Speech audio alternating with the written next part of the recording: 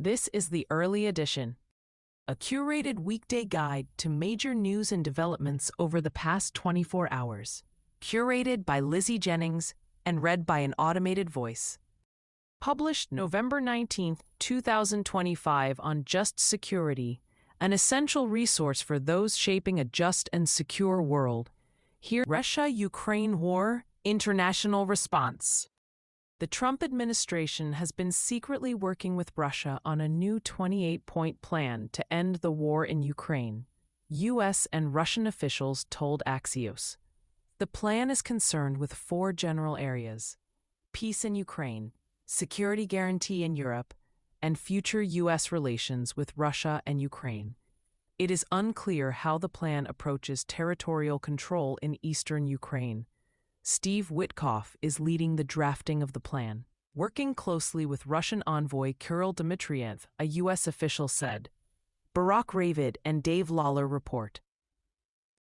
U.S. Army Secretary Dan Driscoll and Chief of Staff General Randy George are visiting Ukraine this week on a previously unannounced trip. The two officials are set to meet with Ukrainian military leaders, lawmakers, and Ukrainian President Volodymyr Zelensky from today. The focus of the trip will be to engage Ukrainian leadership on the stalled peace process with Russia, and to progress a major U.S.-Ukraine deal to exchange drone and autonomous munitions technologies. According to 2 sources, Paul McCleary and Jack Detch report for Politico. Zelensky said yesterday that he will travel to Turkey this week to meet with Turkish President Recep Tayyip Erdogan to discuss a just peace for Ukraine. The Kremlin said that Russia would not be sending anyone. A senior Turkish official told AP News that U.S. Special Envoy to the Middle East Steve Witkoff would join Zelensky, but retracted this later in the day and confirmed that Witkoff was not coming. Ilya Novikov reports. Russia-Ukraine war. A Russian missile and drone attack overnight killed 10 people in the western Ukrainian city of Ternopil, Ukrainian officials said today, adding that another 40 people were injured in the strikes. Officials said that Russia launched more than 470 drones and 48 missiles overnight. Andriy Perun reports for Reuters. The Polish authorities yesterday accused 2 Ukrainians of working with Russia to sabotage Polish train tracks in an attack over the weekend. Polish Prime Minister Donald Tusk called the attack perhaps the most dangerous situation for the security of the Polish state today since the outbreak of the full-scale war in Ukraine. Tusk told Parliament that the 2 Ukrainian men had been identified but had fled to Belarus. A Kremlin spokesperson denied Russian involvement in the attack. Lara Jakes and Anatol Magziar's report for the New York Times. Israel-Hamas war ceasefire. Israeli Prime Minister Benjamin Netanyahu yesterday applauded President Trump's Gaza peace plan following the UN Security Council vote and called on neighboring countries to join Israel in expelling Hamas and its supporters from the region. In a series of social media posts, a spokesperson for Netanyahu later said that expelling Hamas would mean ensuring there is no Hamas in Gaza, as outlined in the 20-point plan. However, there is no clause in the 20-point plan that explicitly calls for Hamas to disband or leave Gaza. Diplomats have said privately that entrenched positions on both the Israeli and Hamas sides are making it difficult to advance the plan, which lacks specific timelines or enforcement mechanisms. Alexander Cornwell and Nidal al-Mughrabi report for Reuters. Israel yesterday killed at least 13 people and wounded several others in an airstrike on a Palestinian refugee camp in southern Lebanon, according to Lebanese officials. The Israeli military said it was targeting a training compound for Hamas. Hamas rejected the statement, describing it as pure fabrication and lies, adding that there are no military installations in the Palestinian camps in Lebanon. Ewan Ward and Efrat Livni report for the New York Times. West Bank violence. Israeli settlers yesterday launched an arson attack in the town of Beit Lid in the occupied West Bank, according to Palestinian activists in the area and video footage obtained by CNN. The videos show torched trucks, tents, and metal sheds. Another film shows settlers coming down a hill towards the Bedouin village. CCTV footage shows settlers attacking the dairy factory. The Palestinian Ministry of National Economy today called on the international community to stop the attacks. Zena Saifi reports. Two 18-year-old Palestinians killed a 71-year-old Israeli man and wounded 3 others at the Gush Etzion junction in the West Bank yesterday, the Israeli military said. The Israeli military shot and killed the 2 attackers. Elsewhere in the West Bank, Israeli forces shot cameraman Fadi Yassin in both legs while he was covering a protest in the city of Tulkarem, according to Al Jazeera's director of the Palestine Bureau, Walid Al-Omari. Julia Frankel reports for AP News. U.S., Caribbean, and Pacific operations. Trump has signed off on CIA plans for covert measures inside Venezuela, according to multiple sources, who added that the operations could be meant to prepare a battlefield for further action. It is not clear what the covert actions might be or when they might happen. The sources also said that Trump has authorized a new round of back-channel negotiations with Venezuelan President Nicolás Maduro. Tyler Pager, Julian E. Barnes, and Eric Schmidt report for the New York Times. Other global developments. Syrians are uncovering more than 100 mass graves across the country in the aftermath of the Assad regime's collapse, according to an investigation by the Wall Street Journal. The International Center for Transitional Justice and the Syrian group Lawyers and Doctors for Human Rights have so far counted 134 mass graves. Jared Malson and Hamza Bonduk report. Britain's Domestic Security Service, MI5, yesterday issued a statement warning that China has been using headhunters on LinkedIn to recruit and compromise British lawmakers and parliamentary staff members. Michael D. Shear reports for the New York Times. Mali's military and allied militias have killed at least 31 people in attacks on 2 villages where Jamaat Nusrat al-Islam wal Muslimin, the insurgent group linked to al-Qaeda, operates, Human Rights Watch said in a report yesterday. The report said witnesses described the army and militia forces executing villagers after accusing them of collaborating. Jessica Donati reports for Reuters. Tech developments. NVIDIA and Microsoft announced yesterday that they will invest up to $15 billion in Anthropic, with Anthropic committing to buy up $30 billion of computing capacity from Microsoft Azure running on NVIDIA AI systems.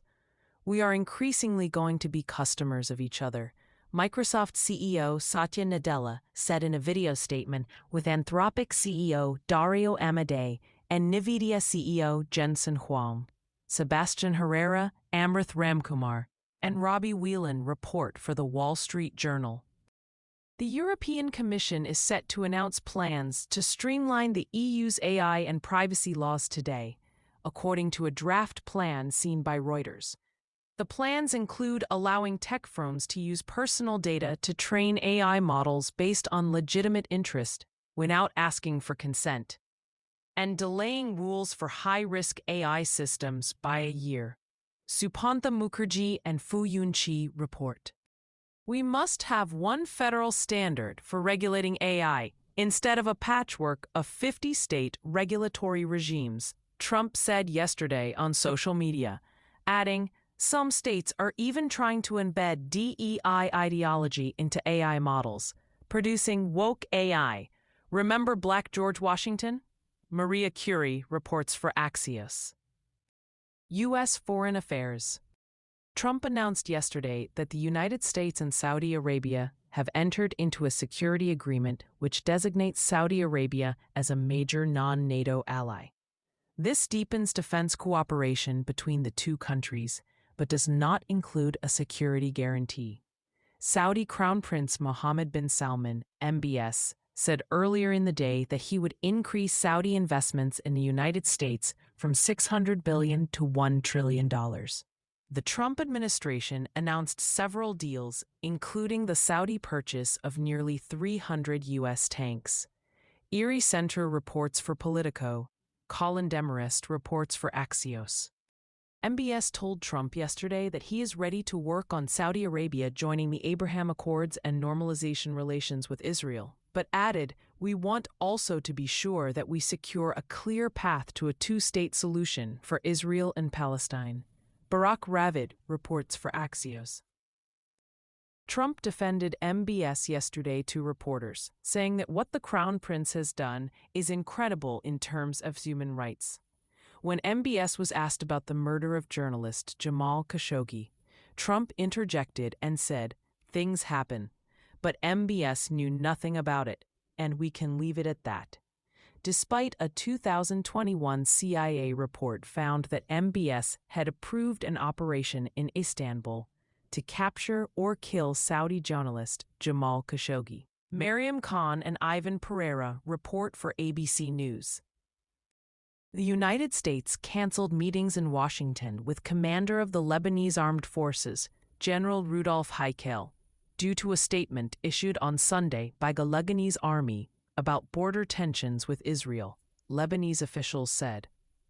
In the statement, the army accused Israel of, quote, insisting on violating Lebanese sovereignty, causing instability, and obstructing the army's deployment in the south. A U.S. official confirmed that the meetings were canceled, but did not offer a reason. Layla Bassam reports for Reuters. A vote on Sunday in Ecuador has rejected the expansion of U.S. military presence in Ecuador, with 61% voting against allowing U.S. military bases. Genevieve Glatsky and Jose Maria Leon Cabrera report for the New York Times. The United States approved a $700 million sale of NASAMS air defense systems to Taiwan, its second weapons package in a week.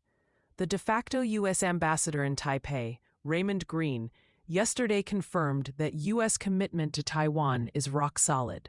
Ben Blanchard reports for Reuters. U.S. immigration developments. Around 250 federal border agents are set to arrive in New Orleans in the coming weeks and begin a 2-month immigration crackdown called Swamp Sweep, which aims to arrest roughly 5,000 people across southeast Louisiana and into Mississippi, according to 3 sources and documents seen by AP News. Jack Brooke and Sarah Klein report. The Trump administration improperly deported Urielstegui Rios to Mexico last week in violation of an immigration judge's order. ICE confirmed that Rios was removed to Mexico inadvertently, a Justice Department attorney wrote in an email filed in federal court. The attorney later added, ICE stands ready to remedy the inadvertent removal by allowing your client to voluntarily re-enter the United States if your client wishes to do so. A Homeland Security Department official said in a statement that Rios would be brought back to the United States until another country is found for her deportation. Kyle Cheney reports for Politico. Eswatini received $5.1 million from the U.S. government under a deal to accept third country nationals deported by the Trump administration, Eswatini's finance minister said yesterday. Reuters has seen an unverified copy of the agreement signed on May 14th, which says Eswatini would use the money to build its border and migration management capacity, and in exchange would accept up to 160 deportees. Lunga Masuku reports. U.S. domestic developments. The House of Representatives yesterday passed a bill 427-1 that would order the release of the Justice Department's file on Jeffrey Epstein. Representative Clay Higgins, RARLaw, was the only lawmaker who voted against the measure. Late on Tuesday afternoon, Senate Minority Leader Chuck Schumer, DNY, asked for the bill to be deemed passed by the Senate as soon as it was processed by the House. No one objected.